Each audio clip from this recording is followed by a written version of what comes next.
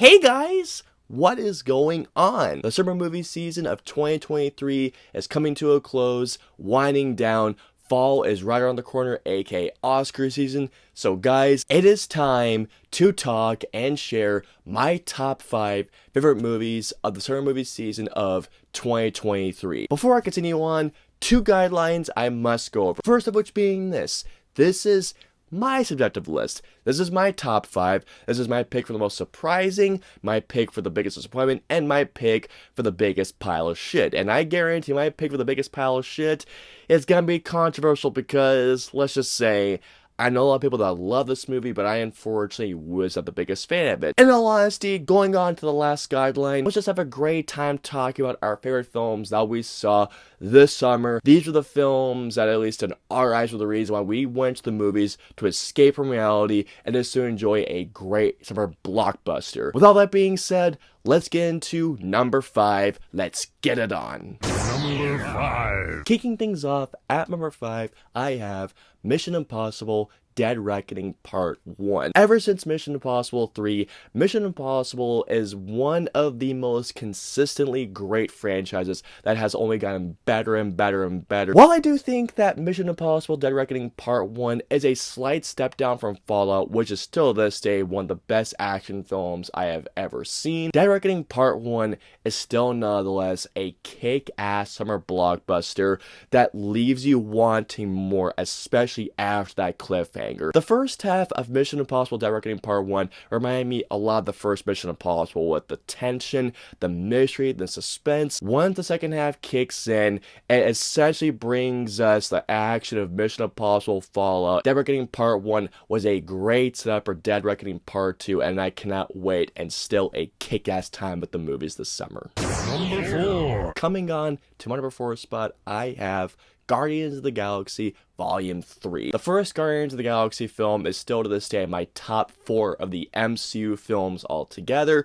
Guardians of the Galaxy Volume 2 is a movie that I liked when I first saw it. I didn't absolutely love it, but it has become a film that over time I've appreciated more and more. I can only imagine the pressure that James Gunn felt, not only trying, by the way, to wrap up all these characters, but also wrapping up this trilogy on such a high note. But man, let me tell you all right now, James Gunn accomplished all of that and then some. This movie wraps up everything, this tight little bow that came with this beautiful package in the film that was not only brutal, it was visceral, it was dark, emotional, but most importantly, it ends this entire trilogy up in such an amazing fashion. Not only stuck the landing, but he most definitely ended this trilogy on such a high note. I love the film so much that, come on, you know guys what I'm going to show you. If I didn't buy Awesome Mix Volume 3, there would be something wrong. Awesome Mix Volume 3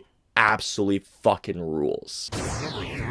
Going on to my number 3 spot is, without a doubt, unless if I see something better than this movie, without a doubt, the best horror film of 2023, and that is Talk to Me. Ever since I started watching Raka Raka, I had always imagined what it would be like going to see them from their YouTube channel to a feature film, and holy crap did they knock it out of the damn park with this movie. I have seen a lot of horror films, at least the past couple of years, and Barbarian did scare me, don't get me wrong to you guys, but man, the way that Talk to Me just freaked me out on such a psychological level, and on top of that, knowing what Danny and Michael Philippa did, taking a classic foundation of possession stories, twisting on its head, and giving essentially a modern update to that foundation. And what we have here is easily one of the most energetic horror films of the year, but also one of the most terrifying horror films that I have seen the past couple of years, at the very, very least. Danny and Michael Philippa had no way to cement themselves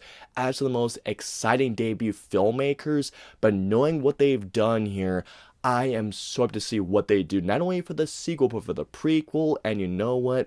If they actually do Street Fighter, I cannot wait. It is absolutely incredible, and it is actually, to say it guys, it is fucking terrifying. Go check it out, guys.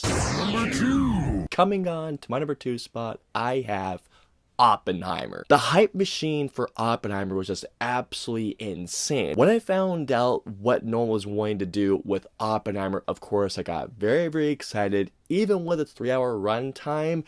But guys, to say that when I walked out, Oppenheimer, to say the least, blew me away. Oppenheimer is easily, without a doubt, Christopher Nolan's best film since Inception, which is still to this day, by the way, my favorite Christopher Nolan film. Christopher Nolan packs the movie with so much detail, whether it comes to the phenomenal performances. Christopher Nolan gave us a movie that is not only so tension-filled from the moment it starts.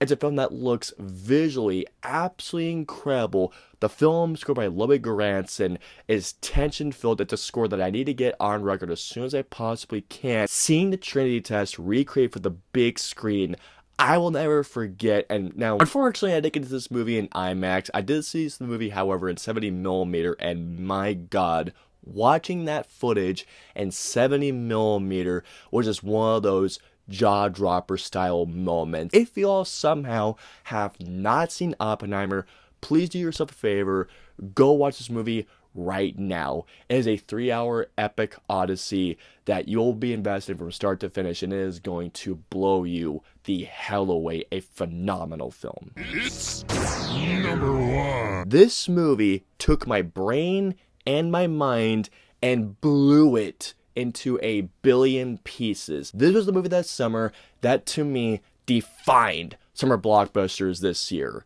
And that movie is Spider-Man Across the Spider-Verse. Spider-Man Into the Spider-Verse is an absolute masterpiece, not only in terms of animation, superhero films, but it's a masterpiece in general. When I had heard that they're going to be making a sequel, I was very excited, but I was only thinking, how in the hell are they going to top the work that they did with Into the Spider-Verse? Spider-Man Across the Spider-Verse took every detail, whether it was big or the minutest detail possible. I don't know if minutest is a word, but I made it a word, damn it. They doubled down upon it, and what we have here is one of the greatest sequels ever made. I should have never doubted this movie because this movie had a couple of factors in mind. It was written by Lord and Miller, which Lord and Miller are some of the greatest comedic writers and some of the greatest comedic directors out there. Not only was this film co-directed by one of the directors of Soul, it was also directed by someone who worked on Into the Spider-Verse,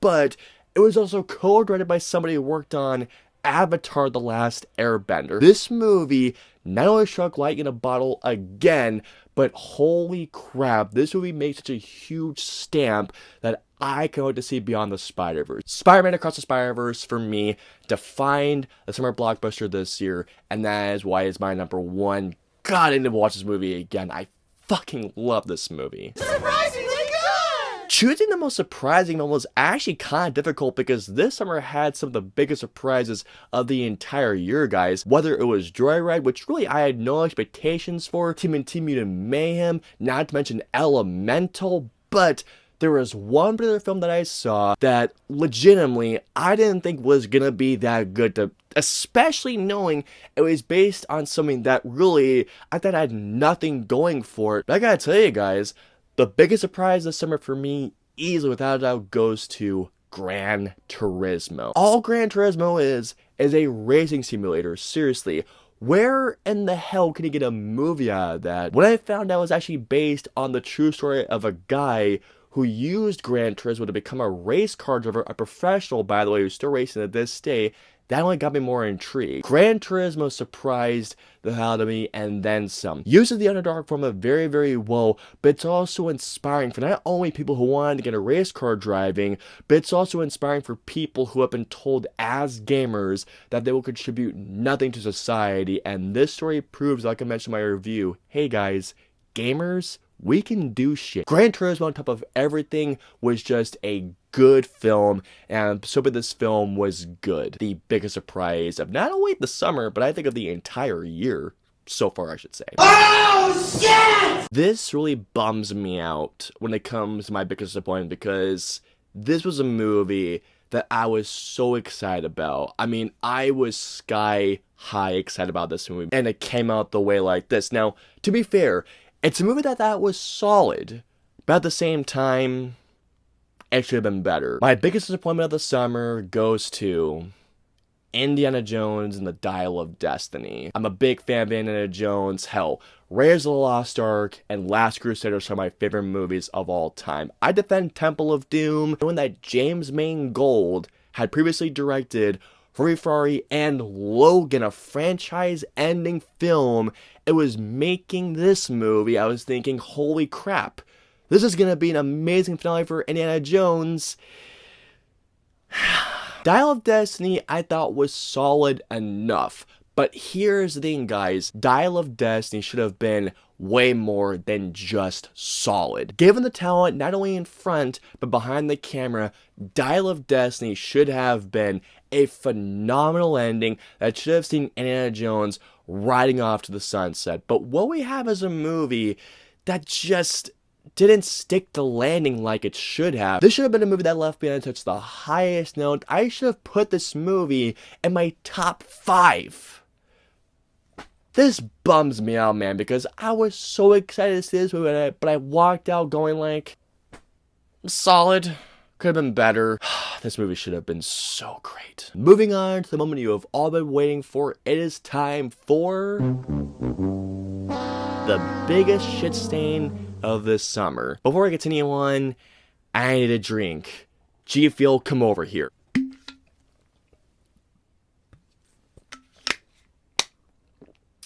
Here we go. This is a movie that I didn't hate per se, but it's a movie that I just walked out just not a fan of, given how this movie had gotten such high praise. But I had heard polarizing remarks about this film, and I walked out the film going like, it wasn't terrible, but I just wasn't a fan. My pick for the biggest shit stain of the summer movie season of 2023 goes to Barbie. Barbie was a movie that I feel like I enjoyed more than most, but at the same time, it was a movie that I just wasn't a fan of. I like Margot Robbie. I like all the actors in this movie. It looks great, and it started off very interesting. But as the movie goes along, it adds so many side plots about the Mattel Corporation, about Ken wanting to bring back the patriarchy and all that stuff, and amongst many others, by the way, of this thing. Not only do you have so much going on, a clashing of tones going between what is really a dark movie at times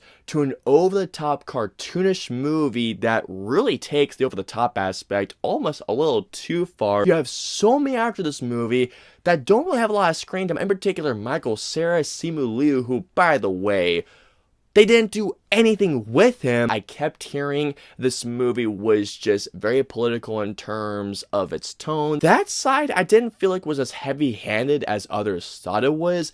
My biggest issue with this movie was how they handled the storytelling in this movie. And unfortunately for me, Barbie just didn't execute the story as good as it could have been. And by the end of it, I was starting to check my watch just to see how long this movie had left to go. Barbie is my pick for the worst movie of this summer. It's a movie that I didn't like. It's a movie that I find actually quite overrated. And I'm sorry to say, because I know a lot of people absolutely love this film, but personally for me, it is my pick for the shit stain of the summer. I just realized I'm gonna get so murdered for saying that. And that is gonna wrap things up for my top 5 summer films of 2023, along with my picks for the biggest surprise, the biggest disappointment, and the shit stain of the summer. I'm gonna get so killed for mentioning Barbie, but those are my picks. So comment down below and let me know, what are your top 5 favorite films this summer? And also, give me your picks for your biggest surprise, your biggest disappointment, and also your worst film of the summer. Let me know below. If you guys want to follow me on social media, I'm on Facebook, Twitter, and Instagram. I'm also on Twitch. So if you guys want to follow me on all those social media platforms, all the links in the usernames are in the description below. I hope you enjoyed my top 5 summer movies of 2023. If so, please hit that like button, also subscribe, and don't forget that notification bell for my latest video goes live. If you guys want to see my previous 2 videos, please click either right there or right there. And of course, until my next review or video goes live, I will see you all next time.